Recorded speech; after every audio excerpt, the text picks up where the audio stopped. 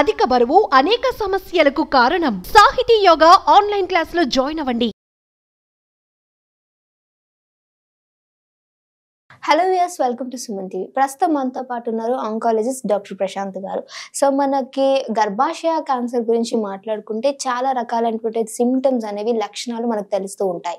కానీ పీరియడ్స్లో కూడా కొన్ని లక్షణాలు అనేవి మనం గుర్తించడం ద్వారా దీన్ని ముందుగానే పసిగట్టొచ్చు, దీన్ని అరికట్టి దీని ప్రాబ్లమ్ సాల్వ్ చేయొచ్చు. సో ఇలాంటి అన్ని కూడా డాక్టర్ ఈరోజు మనతో పాటు షేర్ చేసుకోబోతున్నారు. సార్తో మాట్లాడేద్దాం. నమస్తే సార్. నమస్కారం. సార్, వీటి గురించి మాట్లాడుకుంటే నార్మల్గా లక్షణాలు వీటన్నిటి కూడా ప్రతి ఒక్క క్యాన్సర్కి ఖచ్చితంగా ఉంటుంది. బట్ ఈ గర్భాశయ క్యాన్సర్కి చూసుకున్నప్పుడు మనకి పీరియడ్స్లో కూడా కొన్ని లక్షణాలు ఉంటాయి. వాటి ద్వారా దీన్ని పసిగట్టొచ్చు, అరికట్టొచ్చు అని చెప్తూ ఉంటారు. సో వాటి గురించి ఎక్స్ప్లెయిన్ చేయండి సార్. చాలా మంచి క్వశ్చన్ అడిగారమ్మా. ఎందుకంటే అబ్నార్మల్ గా బ్లీడింగ్ ఎక్కువ అవడం అనేది చాలా common symptom. More than 90% cancer కి దానికి సంబంధం లేదు. ఎస్పెషల్లీ యంగ్ ఇండివిజువల్స్ లో వేరియస్ హార్మోనల్ ఇంబ్యాలెన్స్ కానీ లేదంటే వేరే కారణాల చేత కానీ బ్లీడింగ్ అనేది ఎక్కువ అవుతుంటుంది. అంటే కొన్ని కారణాలు అంటే ఎండోమెట్రియోసిస్ అని కొన్ని కారణాలు ఉంటాయి అనమాట. అది ప్యూర్లీ గైనకలాజికల్ ప్రాబ్లం. క్యాన్సర్ కి దానికి సంబంధం లేదు అసలు.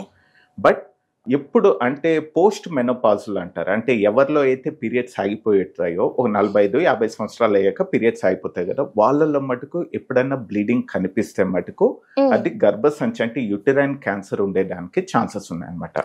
సో నేను చెప్పాలనుకుంది ఏంటంటే ఎవరైనా పోస్ట్ మెనోపాజల్, ఎవరికైతే పీరియడ్స్ అయిపోయి 50 సంవత్సరాలు కావచ్చు, 60 సంవత్సరాలు కావచ్చు, 70 సంవత్సరాలు కావచ్చు, ఎంత కొంచెం బ్లీడింగ్, ఈవెన్ డ్రాప్ బ్లీడింగ్ కనిపించినా కూడా వాళ్ళు నెగ్లెక్ట్ చేయకుండా ఇమ్మీడియట్ గా డాక్టర్ దగ్గరికి వెళ్ళాలన్నమాట.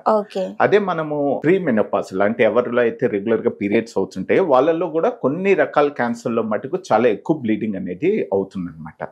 ఈ సర్వైకల్ క్యాన్సర్, గర్భసంచి ముఖద్వారపు క్యాన్సర్ లో ఏంటంటే ఫస్ట్ సిమ్టమ్ ఏంటంటే ఇది పోస్ట్ కాయిటల్ బ్లీడింగ్ అంటారు. అంటే ఏంటంటే భార్యాభర్త కలిసినప్పుడు సెక్షువల్ యాక్టివిటీ చేశాక బ్లీడింగ్ 1 or 2 drops కనిపిస్తుంది అనమాట.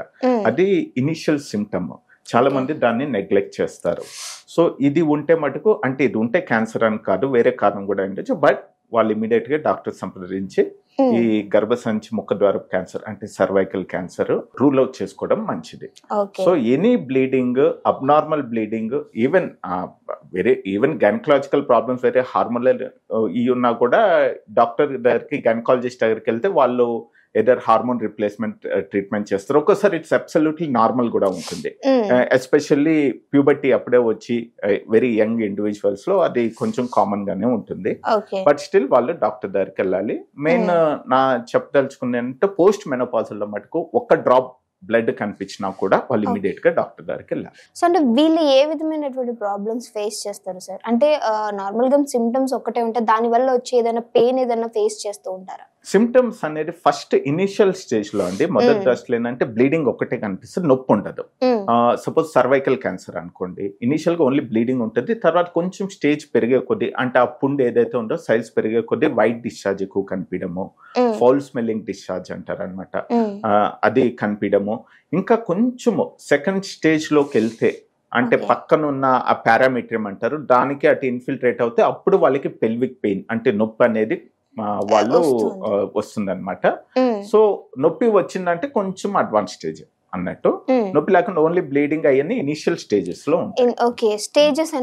అవును, చాలా మంది నెగ్లెక్ట్ చేస్తారు. ఇనిషియల్ స్టేజ్ లో కొంచెం వైట్ డిశ్చార్జ్ ఉంటుంది. అది common cause off white discharge infection, దాంట్లో ఏం క్యాన్సర్ కాదు, ఇన్ఫెక్షనే. బట్ స్టిల్ వాళ్ళు డెఫినెట్ గా డాక్టర్ దగ్గరికి వెళ్ళి టెస్ట్ చేయించుకోవాలి. అందుకే 25 సంవత్సరాలు దాటిన మహిళలు రెగ్యులర్ గా పోస్ట్ మ్యారేజ్ అయిపోయి పిల్లలు ఉండి 25 సంవత్సరాలు దాటిన వాళ్ళు 3 సంవత్సరాలకు ఒకసారి అట్లీస్ట్ డాక్టర్ దగ్గరికి వెళ్ళి ప్యాప్స్మియర్ అనే సింపుల్ టెస్ట్ చేసుకోవాలండి. దానివల్ల ఉపయోగం ఏంటంటే ప్యాప్స్మియర్ అనేది అవుట్ పేషెంట్ ప్రొసీజర్, అది 5 నిమిషాలు కూడా పట్టదు, అది నొప్పి కూడా ఏమి ఉండదు. దానివల్ల అడ్వాంటేజ్ ఏంటంటే ఆ నార్మల్ కి క్యాన్సర్ కి మధ్యలో ఒక స్టేజ్ ఉంటుంది అనమాట. నార్మల్ కణాలు మధ్యలో ఒక ప్రీ క్యాన్సరస్ స్టేజ్ అనేది ఉంటుంది. నియోప్లేషియా అంటారు, ఇంట్రాఎపిథెలియల్ నియోప్లేషియా అంటారు. ఆ ప్రీ క్యాన్సరస్ స్టేజ్ లోనే మనకి కానీ పట్టినట్టయితే దానికి పెద్ద గర్భసంచి తీయడాలు ఏం కాకుండా సింపుల్ ప్రొసీజర్ క్రయోథెరపీ అని సింపుల్ ట్రీట్మెంట్ చేసుకోవచ్చు. అది అంటే క్యాన్సర్ ఫ్యూచర్ లో కాకుండా ముందుగానే మనము దాన్ని ట్రీట్ చేయొచ్చు. అంటే మీరు అన్నారు సార్ 35 తర్వాత డెఫినెట్ గా కొంచెం కేర్ అనేది తీసుకోవాలి, టెస్ట్ అనేది చేయించుకోవాలి అని. సో అంటే మనం ఇప్పుడు 25 ఈ ఏజ్ లో ఉన్న వాళ్ళకి కూడా అంటే ఇది ఎక్కువగా వచ్చే అవకాశం ఏమైనా ఉంటారా? ఇప్పుడు ఏమవుతుందంటే మనం చూస్తుంటామండి cervical cancer especially rural areas లో. అవును సార్. అర్బన్ ఏరియాస్ కాదు, రూరల్ ఏరియాస్ లో యంగ్ ఏజ్ లోనే ఎందుకు వస్తుందంటే చెప్తాను. ఆ ఏరియాస్ లో అంటే చాలా ఎర్లీ మ్యారేజ్ అవుతుందండి. ఎర్లీ మ్యారేజ్ అంటే 12-13 సంవత్సరాలు కూడా పెళ్లిళ్ళు అయిపోతాయి.